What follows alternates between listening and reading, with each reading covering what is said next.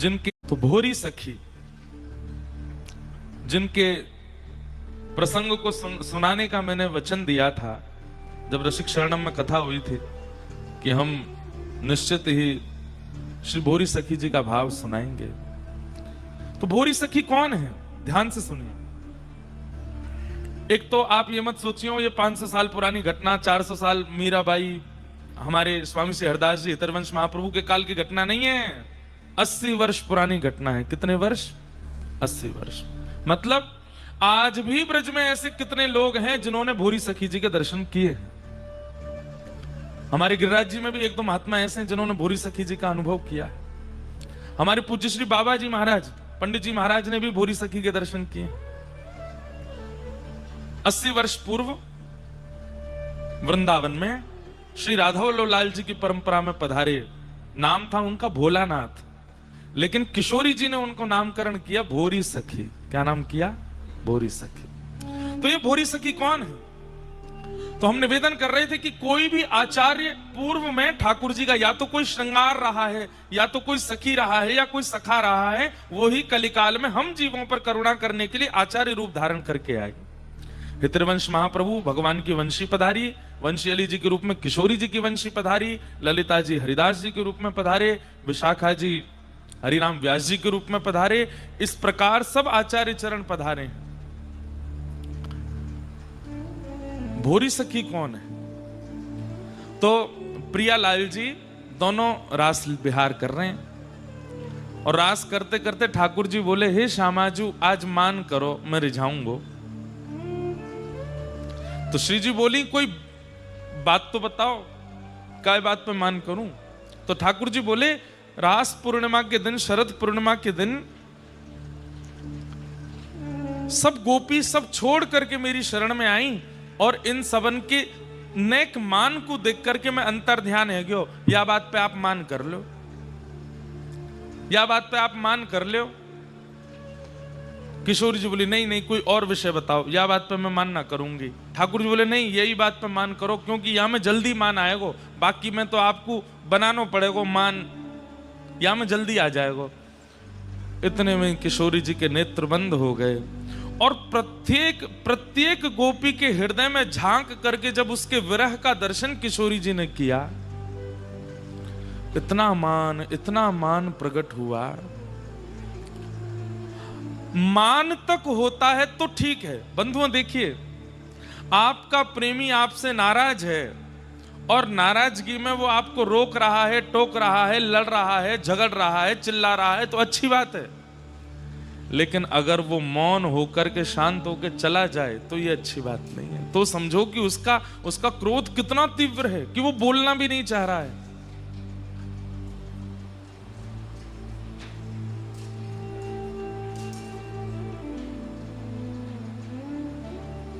गो ठीक है? कोई पे गिरो तो ना पंखा।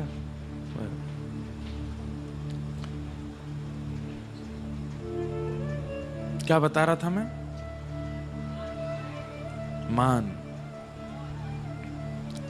तो आपका प्रेमी नाराज होकर के आपसे लड़ ले, ये अच्छा है, लेकिन वो नाराज होकर के कहीं चला जाए, मान करके कहीं निकल जाए और बोले ना, ये बहुत कष्टदायी है।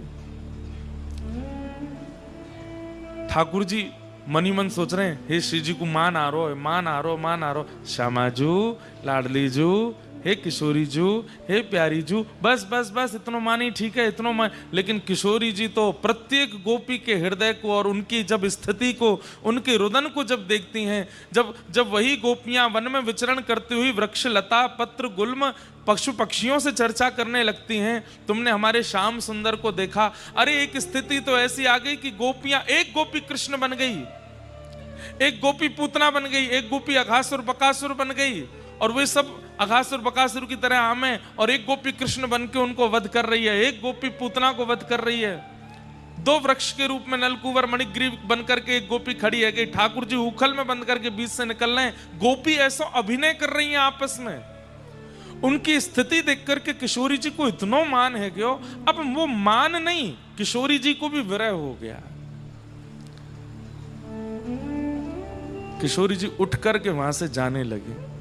ठाकुर जी बोले, हे करुणामयी, हे श्यामाजू, मैं तो मान कर भी कि करो, आप कहां जा रही हैं? किशोरी जी नहीं सुनी। ठाकुर जी पीछे पीछे चलते रहे और श्री श्यामाजू सघन वन में जाकर के अंतर ध्यान हो गए। जैसे ठाकुर जी अंतर ध्यान हो गए, वैसे ही किशोरी जी अंतर ध्यान हो गए। ठाकुर जी ढूंढ रहे हैं, हे किशोरी जी, राधे राधे करुणामयी कृष्ण प्यारी, मेरी सुधली जो श्री वृषभानु दुलारी, मेरी सुधली जो श्री वृषभानु दुलारी।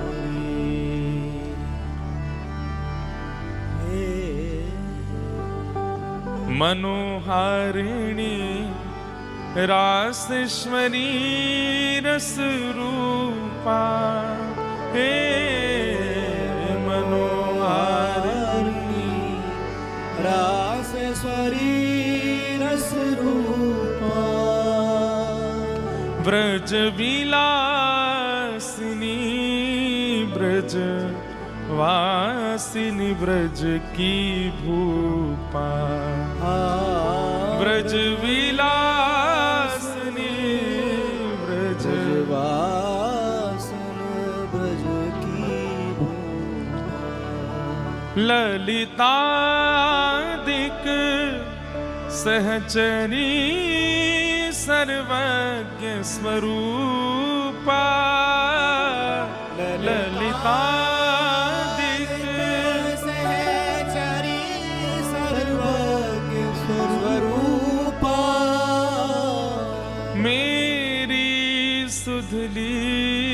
जो श्री वृषभानु दुलारी, मेरी सुधली जो श्री वृषभानु दुलारी। किशोरी जी अंतर ध्यान हो गई। ठाकुर जी पुकार रहे हैं और जिस प्रकार गोपियां विरह आतुर होकर के व्रज में घूम रही थीं, वैसे ही अब श्याम सुंदर व्रज में घूम रहे हैं, किशोरी जी को ढूंढ रहे हैं। अरे जैसे गोपियां वृक्षवल्लरियों से पूछ रही हैं कि तुमने श्याम सुंदर को देखा, अब यहाँ ठाकुर जी पूछ रहे हैं, मेरी श्यामाजू को देखो, मेरी लाडली जी को देखो, मेरी किशोरी जी कहाँ को चली गई, वो मिल का एक गुना रही है, कहाँ गई? और जब भ्रमण करते करते करते करते करते करते जब ठाकुर जी हार गए और एक सघन वन में जाकर के जब श्री कृष्ण के हृदय की वह पीड़ा नेत्रों से अश्रु बनकर के बहने लगी, वह अश्रु बिंद जैसे ही पृथ्वी पर गिरे हैं, पूरी पृथ्वी उष्ण हो गई है। वही उष्णता यमुना जी तक पहुंच गई है, यमुना जी उष्ण हो गई हैं, संपूर्ण ब्रह्मांड उष्ण होता चला गया। यमलोक में यमराज भी कभी यमलोक में भी किसी को अनुभव नहीं हुई है। वह श्री प्रिया जी के विरह आतुर श्री कृष्ण के अश्रुबिंद, वो अश्रुबिंद ही कलिकाल में भोरी सखी बनकर के प्रकट हुए। श्री प्रिया जी के विरह में जो श्री कृष्ण के अश्रुबिंद हैं, वही श्री भोलानाथ जी और वृंदावन की एक परम सहचरी श्री भोरी सखी बनकर के आए। इसलिए भोरी सखी जी के पद को जब आप नेत्र बंद करके अनुभव करेंगे कि श्री कृष्ण के नेत्रों से निकलने वाले श्री प्रिया जी के विरह में जो अश्रुबिंद हैं, वो अश्रुबिंद गा रहे हैं, तभी आप भोरी सखी जी के सुंदर भाव और पदों को समझ पाएंगे। कब मोरी सुधे करे हों, वृषभान लढ़े तेरा धार। कब मोरी सुधि करि हो, वृषभान लढ़े तेरा धार। कोमल चित किशोरी प्यारी, कोमल चित किशोरी प्यारी, करुणा सिंधु अगाधा, करुणा अगाधा, कब मोरी सुध करी हूँ पृषुभानु लड़े राधा, कब मोरी सुध करे हो वृषभानु। तो मध्य प्रदेश में श्री भोलानाथ जी का जन्म हुआ, पर जन्म से ही सब आचार्यों में देखा गया कि जन्म से ही उनमें वह लक्षण और गुण प्रकट हो गए हैं कि वे सामान्य संसार के लिए नहीं है। ठाकुर जी ने अपने एक एक कण भाव को भी आचार्य बना करके भेजा इस कलिकाल में हम जीवों पर कृपा करने के लिए। अब सोचिए, प्रिया जी के विरह में श्री ठाकुर जी के अश्रुबिंद वो अवतार धारण करके आए हैं भोलानाथ जी के रूप में। जन्म हुआ, ब्राह्मण कुल में आप जन्मे, पर जन्म से ही चाहे खेल खिलौना हो, चाहे संसार की सारी वार्ताएं हो, उनमें आपकी ज्यादा रुचि होती नहीं थी। एक बालक की तरह जाते तो थे, लेकिन जैसे खेल खेलते खेलते थोड़ी देर बाद उस खेल को छोड़ देते, और क्या सोच करके कि इसका कोई सार नहीं है, ये कोई सार नहीं है, इसके लिए संसार में नहीं आया हूं, खेल तो पूरा संसार है, कब तक खेलता रहूंगा मैं। और खेल छोड़ देते, एकांत में जाकर रोने लगते, माता पिता समझाते क्या बात है क्या बात है, पर कुछ समझ में ही नहीं आता। धीरे धीरे इसीलिए उनका घर में भी नाम भोलानाथ ही पड़ गया। बोले बहुत भोले हैं, कभी भी रोने लग जाते हैं, और बात क्या कुछ पता नहीं, और रोते ऐसे नहीं चीख चिल्लाते हो, बस अश्रु प्रकट होते रहते हैं नेत्रों से। बाल अवस्था है, इसलिए भोलानाथ जी भी नहीं समझ पा रहे कि मैं रोता क्यों हूं इतना। पर कौन कहे, ये तो प्रिया जी के विरह में श्री कृष्ण के अश्रुबिंद हैं, ये तो प्रगटी बहने के लिए हैं, अश्रुबिंद हैं, ये तो प्रगटी बहने के लिए हैं। धीरे धीरे आप बड़े हुए, घर के लोगों ने आपको पढ़ाई लिखाई के लिए भेजा, आपने खूब अच्छे स्तर की अध्ययन किया, खूब पढ़ने में विद्वान थे। लेकिन एक समय ऐसा आया कि आपको विद्या अध्ययन करना भी लगने लगा कि यह भी उदर भरने की शिक्षा है, कब तक इसको करता रहूं, इसमें भी कोई रुचि नहीं है मेरी। एक दिन मन में कहीं कथा में सुन लिया कि बिना गुरु के कल्याण नहीं होता। तो मध्य प्रदेश में एक स्थान है कोलारस, उस कोलारस के वन में आप चले गए, और वहां जाकर के बस विरह आतुर होकर के, हे गुरुदेव, प्राण गुरुदेव, जीवन गुरुदेव, मेरे गुरुदेव कौन है, मेरे गुरु कौन है, कौन मुझे बताएगा कि मेरे जीवन का सार क्या है, मेरे जीवन का रस क्या है, मेरे जीवन का तत्व क्या है, मैं क्यों बालकाल से इतना सब चीजों से परे रहता हूं, क्यों मुझे इतना विरह होता है, मुझे कोई तो बतावे। ध्यान से सुनिएगा बंधुओं, आपकी उस विरह वेदना के कारण 3-4 दिनों तक आप वन में विचरण करते रहे। तब आपके एक बड़े भैया थे, बड़े भैया आए और आकर के उन्होंने इनको तुरंत समझाया, बोले ऐसे नहीं रोते भोलानाथ, चलो, बोले मेरे गुरु चाहिए, मुझे मेरे गुरुदेव के पास ले चलो। तब वहीं मध्य प्रदेश में कोई राधा वल्लभी परंपरा का स्थान, और वहां एक आचार्य विराजमान थे। आप उनके पास उन्हें ले गए और कहा, ये हैं तुम्हारे गुरुदेव, इनसे दीक्षा ग्रहण करो। श्री राधा नाम मंत्र प्राप्त करके जैसे ही मंत्र सुना और उस मंत्र का उच्चारण करना प्रारंभ कर दिया, अब तक तो विरह वेदना क्यों थी समझ नहीं आ रहा था, परंतु अब विरह वेदना का मूल रूप पता चल गया कि इनकी प्राप्ति के लिए मैं बचपन से रोता आया हूं। बिना श्री जी को देखे ही श्री जी की रूप माधुरी का, श्री जी के हृदय का, श्री जी के गुण का, श्री जी के भाव का, श्री जी की स्थिति का उनको अनुभव होने लग गया। घर वालों ने मन में विचार किया कि ये तो और ज्यादा विरह में रहने लगे, इससे बढ़िया तो बिना दीक्षा के ही थे, कभी कभी रोते थे, अब तो ये पूरे दिन रोते रहते हैं। घर वालों ने कहा ब्याह कर दो। हमारी परंपरा में, हमारे कल्चर में एक नियम रहा है, बेटा बिगड़ गया है, क्या करें? बोले ब्याह कर दो, पत्नी आएगी सुधार देगी। पढ़ लिख के विद्वान हो गया, अब क्या करें? बोले ब्याह कर दो। बहुत कमाने लग गया, अब क्या करें? बोले ब्याह कर दो। कुछ नहीं करता, पूरे दिन पड़ा रहता है, क्या करे? बोले ब्याह कर दो। बिगड़ गया है, व्यसनी हो गया है, उल्टे सीधे काम करता, क्या करें? ब्याह कर दो। नाम जापो गोए भजनानंदी करता, पूरे दिन गिरिराज जी में पड़ो रे, क्या करें? ब्याह करो या को। हमारे यहां सब चीजों की मूल जड़ केवल एक है, बोले क्या? ब्याह करो। काम को है तो ब्याह करो, नहीं काम को तो ब्याह करो, सब में ब्याह कर दो। भोलानाथ जी को पकड़ करके घर वालों ने कहा तुम्हारा ब्याह कर। बोले मैं ब्याह के लिए, ये सब करने के लिए मैं नहीं आया हूं संसार में। आप लोगों से मेरी हाथ जोड़ के प्रार्थना, मेरा विवाह मत करो, किसी का जीवन बर्बाद मत करो। घर वाले बोले ऐसे ही बोलता है, इसको बैठाओ मंडप में। और श्री भोलानाथ जी का ब्याह कर दिया। ब्याह हो गया। ब्याह के बाद आपने अपने माता पिता और बड़े भैया से कहा कि मैं और अध्ययन करना चाहता हूं, तब आपने लॉ की, वकालत की, और वकालत करके आप वकील बन गए। पत्नी थी घर में, तो घर वालों ने कहा कि भाई अब रोना धोना नहीं, इसका पहले तो था कि ब्याह कर दो, और जब ब्याह हो गया तो अगले दिन ही माता पिता आज्ञा कर रहे हैं, बेटा अब रोने से काम नहीं चलेगा। तो कौन संभालेगा बेटी को? तुमने इसका ब्याह किया है, पानी ग्रहण किया है, इसका घर कौन चलाएगा?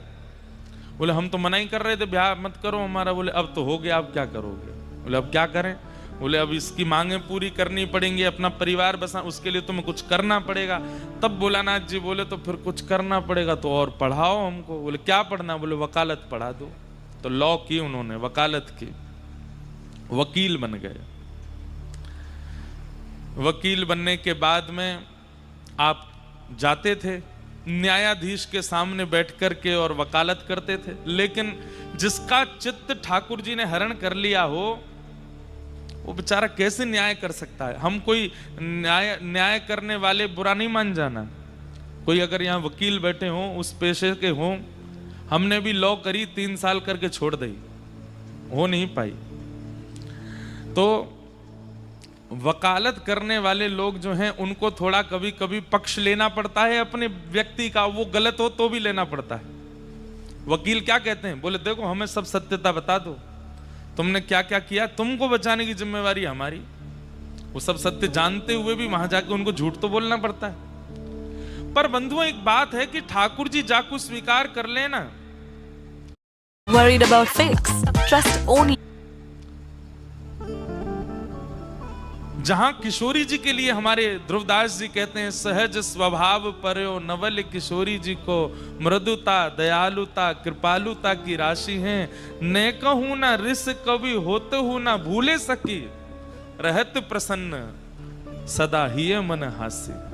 ऐसी हमारी किशोरी जी, ऐसी सुकुमारी प्यारी, लाल जी के प्राण प्यारी, ऐसी हमारी किशोरी जी। तो उनका नाम जपने वालों में झूठ कैसे आ सकता है? छल कैसे आ सकता है? कपट कैसे आ सकता है? भाई टोंटी में से जैसा पानी आपने पात्र में लिया है, पीने पर वो पानी वैसा ही तो अनुभव होगा। अब वो बात अलग है कि टोंटी से पानी आपने निकाल करके फ्रिज में रख दिया या चूल्हे पर रख दिया, तो वो गर्म ठंडा हो सकता है। कई लोग श्री प्रिया जी का नाम आश्रय तो लेते हैं, लेकिन सीधा सीधा आश्रय अगर लेंगे तो सहजता, सरलता, कृपालुता, दयालुता और जैसी प्रिया जी हैं वैसे होते चले जाओगे। लेकिन आपने अन्य अन्य साधनों को साथ में रख रखा है। चूल्हा रूपी विषय भी है और फ्रिज रूपी भोग भी है। अब उनके आश्रय से राधा नाम लोगे तो फिर तो शीतल और तप्त होकर के आएगा, और उससे फिर वो जो विकार है वो उत्पन्न होंगे। हमारी बात समझ रहे हैं कि नहीं समझ रहे हैं? बिना भोग, बिना विलास, बिना माया के अगर सीधे श्री प्रिया जी का नाम ले लिया जाए तो प्रिया जी जैसी हैं वैसे ही आप होते चले जाओगे। भोरी सखी वकालत कैसे करे? अब यहां सामने जो क्लाइंट बैठा वो कह रहा है कि सुनो, मर्डर तो मैंने ही किया है लेकिन तुमको बचाना है। तो भोलानाथ जी कहें ठीक है, न्यायालय में गए, न्यायाधीश के सामने, हाँ जी तो भैया ये इनका कत्ल इन्होंने ही किया है, क्या कहना चाहते हैं आप इस बात में? भोलानाथ जी के तो हाथ कांपे, पैर कांपे। अब वो आदमी कटघरे में खड़े, हमने तुमको वकील बनाया है अपना, बोलो।